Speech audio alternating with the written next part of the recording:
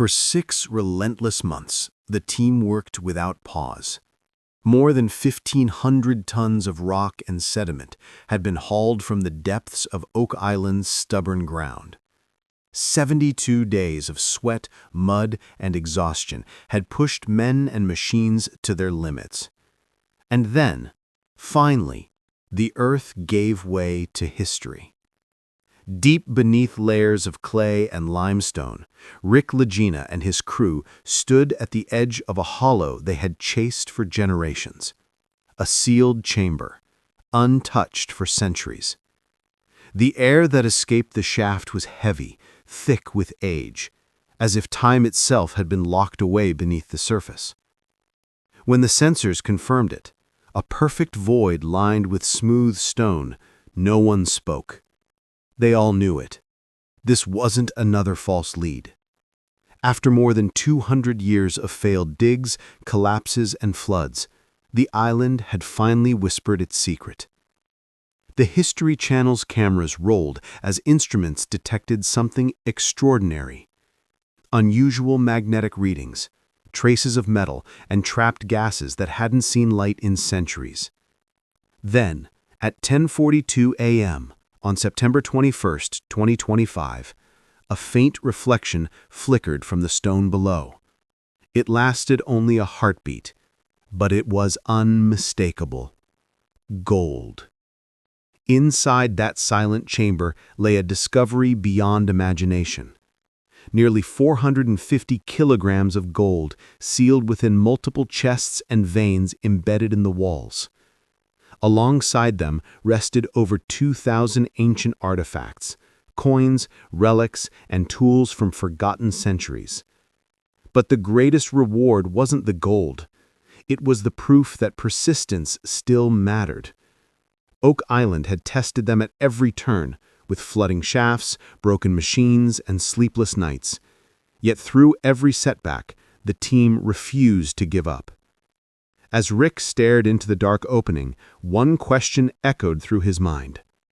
Was this the treasure of the Templars, the exiled royals, or something even older, hidden to erase history itself? The island had answered, but only partly. It began quietly, as all Oak Island legends do.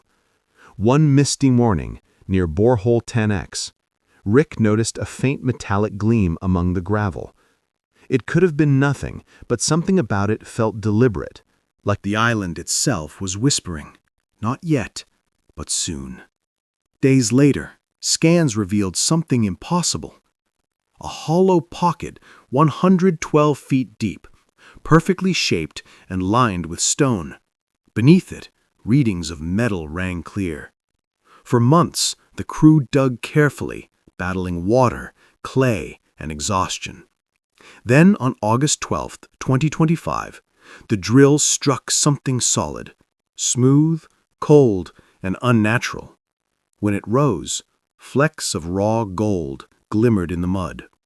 It wasn't a myth anymore. A microcamera lowered through the borehole showed a haunting image.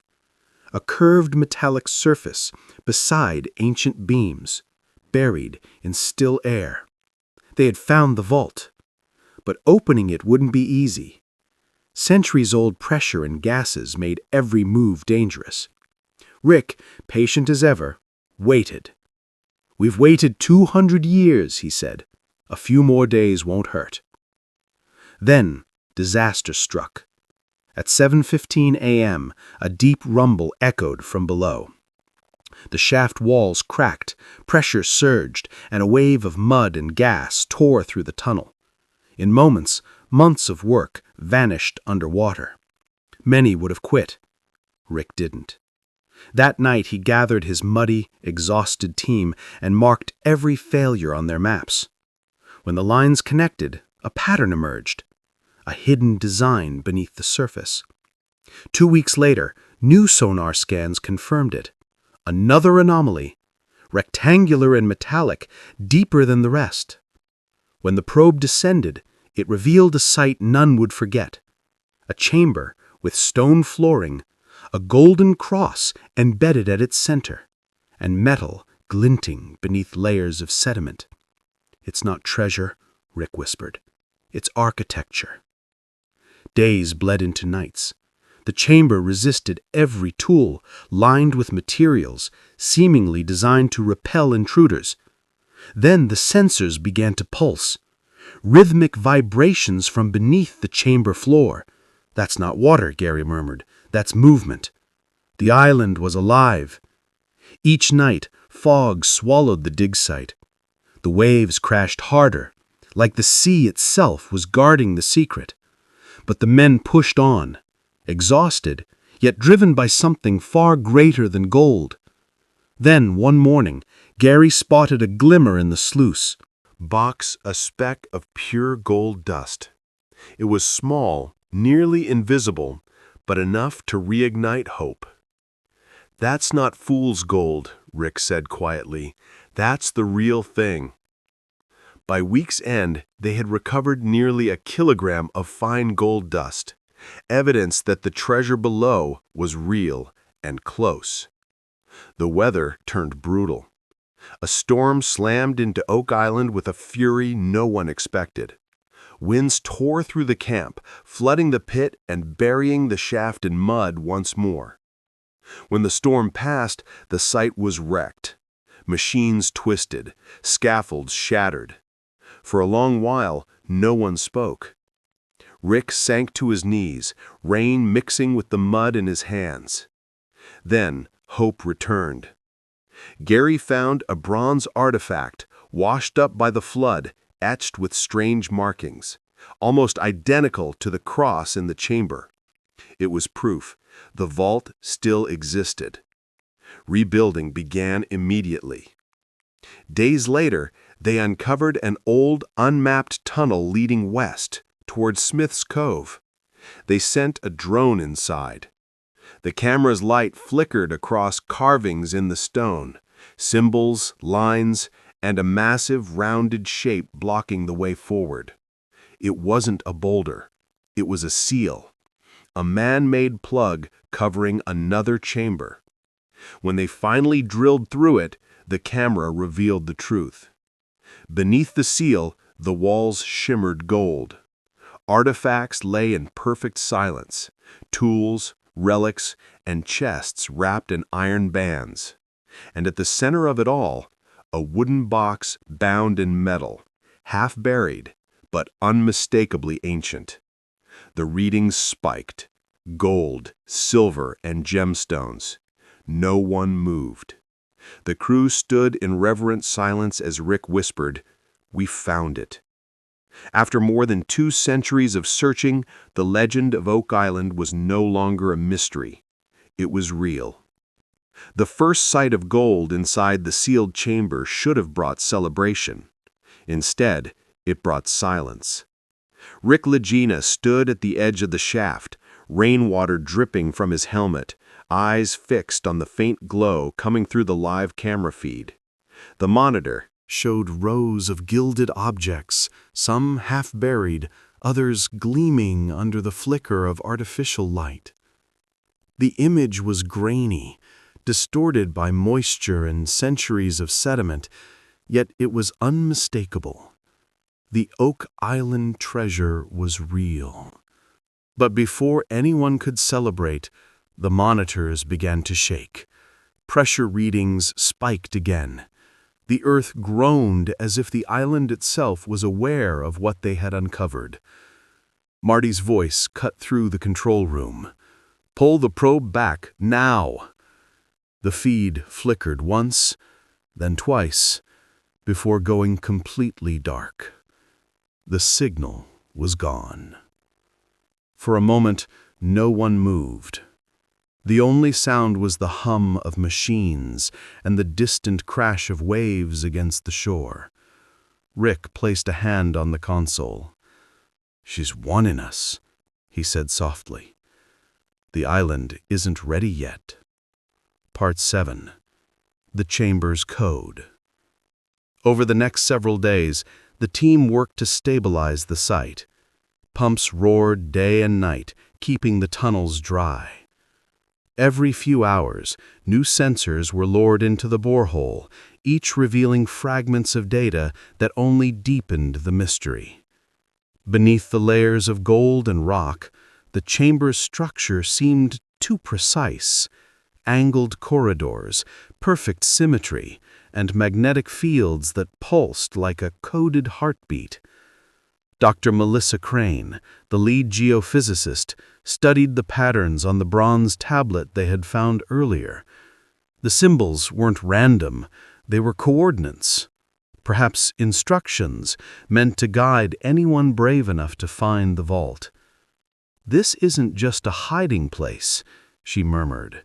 "It's an engineered design, a message left by someone who wanted to be found, but only by those who understood." That night, Rick sat in the operations tent, staring at old maps of Oak Island spread across the table. Each failed tunnel, each collapsed shaft, when connected, formed a spiral that centered exactly where they now stood. It was no accident. The vault wasn't just beneath Oak Island, it was Oak Island. A layered puzzle built to protect something far more important than gold. Part 8. The Signal. At 3:27 a.m., while most of the crew slept, the sensors began to emit a faint, Rhythmic tone, not random, patterned. 4 beats, then silence. 4 beats again. Rick rushed into the control tent, eyes fixed on the readings. The magnetometers were picking up a steady pulse coming from deep beneath the sealed chamber. "It's not seismic," Melissa said, scanning the data. "It's deliberate, like a signal." A chill ran through the room. The signal was consistent and seemed to respond when they activated nearby machinery. Every time the drills vibrated, the pulse changed, almost as if something below was listening. "Could it be resonance from the gold?" Marty asked. Melissa shook her head. "Gold doesn't behave like this. Something else is down there." Rick leaned closer to the monitors. Then we listened back. They sent a low-frequency vibration through the shaft, just a test. For nearly 30 seconds there was nothing. Then the speakers emitted a faint echo, like air moving through stone. But within that echo came something else, a sound too rhythmic, too deliberate to be natural. It was a sequence, a pattern, a reply. Part 9. The Message in Stone. Days passed in tense anticipation. The team decoded fragments of the pattern, discovering that the rhythm matched the same number sequence engraved on the bronze tablet. 11, 21, 42, 7. The numbers didn't correspond to depth or coordinates. They matched calendar dates. Rick's heart sank as he realized it. "September 21st, he whispered. The day they first saw the gold glimmer in the chamber. Coincidence or design? The deeper they studied, the clearer it became. The entire vault might be part of a timed mechanism built to reveal itself only at certain intervals in history. What they had uncovered wasn't just a treasure chamber. It was a machine, a monument of ancient engineering buried beneath the earth. That night, Rick wrote in his field journal, "The island is alive, not in the way people think. It breathes, it waits, and it remembers." Part 10. What Lies Beneath. By late October, the chamber was stable enough to attempt another entry. A reinforced shaft was prepared, lined with carbon steel and insulated against collapse. Cameras, lights, and atmospheric sensors were lowered once again into the void. The feed returned in bursts, flickering through static. Dust drifted through, caught in the beam of light. The camera panned slowly over mounds of coins, fragments of ancient metal, and what appeared to be the corner of a large wooden structure, half buried in stone. When the focus sharpened, Gasps filled the room. The wooden box they'd glimpsed before wasn't alone.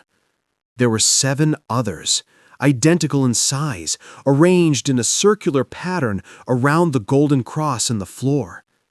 Each box was marked with a unique symbol, unfamiliar, yet strangely deliberate. Rick exhaled slowly. "It's not just one treasure chest," he said. "It's a vault of knowledge." The crew stood silent, realizing the weight of their discovery. For centuries, Oak Island had been called the world's most persistent mystery. But now it seemed clear. The island was more than a legend. It was a message left by those who wanted their truth to outlast time itself. Rick placed his hand on the railing and whispered the words that would later echo through every documentary, every retelling, every debate about the island's secret. "We didn't just find treasure. We found a story that never wanted to be forgotten." The world outside Oak Island slept in quiet ignorance, while deep below, a small team of exhausted explorers stood at the threshold of something humanity had been chasing for 2 centuries. Through the flicker of the live camera, the 7 chests lay in a perfect circle around the golden cross embedded in the chamber floor. Dust floated like tiny constellations in the stale air. Each chest was wrapped in metal bands, corroded but intact, the wood beneath dark and water-stained with age. Rick Lagina's voice was barely a whisper. "7," he said. "There's meaning in that." Marty nodded, eyes glued to the monitor. 7 seals, 7 keys, 7 steps to the center. It's deliberate.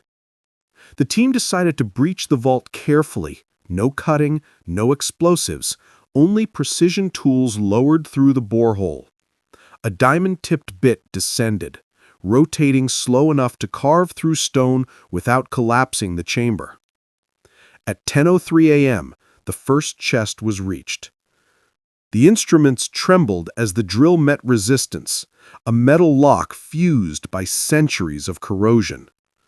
Moments later, the lock gave way with a dull crack that echoed through the shaft. The camera zoomed in. Inside, beneath layers of dust, was a collection of coins, gleaming faintly under the light. But they weren't English or Spanish doubloons. Their inscriptions were unrecognizable, etched with symbols from no known alphabet. "These aren't just coins," said Dr. Melissa Crane. "They're markers, like coordinates." Each coin bore a single engraved emblem, different from the others, almost like a sequence. The second chest broke open more easily. Inside lay something that took everyone by surprise. Parchment sheets, sealed in wax cylinders. Under magnification, faint writing emerged, Latin mixed with Greek characters, but rearranged in patterns that made little grammatical sense. The language seemed to hide something deeper, a cipher waiting to be solved. At the bottom of the chest lay a small curved object made of polished obsidian. When light hit it, symbols appeared across its surface, like reflections from an ancient map. Marty traced his finger across the monitor. "That's not decoration," he said. "That's geometry." Melissa agreed. "It's a navigational device. But for where?" Engraved with compass-like markings and lunar cycles. One was shaped like a wheel with concentric circles. Another resembled a measuring device far beyond its time. The fourth chest changed everything. Inside, preserved in resin, was a fragment of fabric, embroidered with a red cross and flanked by 2 serpentine designs. The material's age was impossible to guess, but its pattern matched Templar insignias from the 13th century. Rick stared silently at the image. "It was never just a myth," he murmured. For years, theories had claimed that the Knights Templar may have hidden their relics across the Atlantic. Now the fabric in front of them hinted that those legends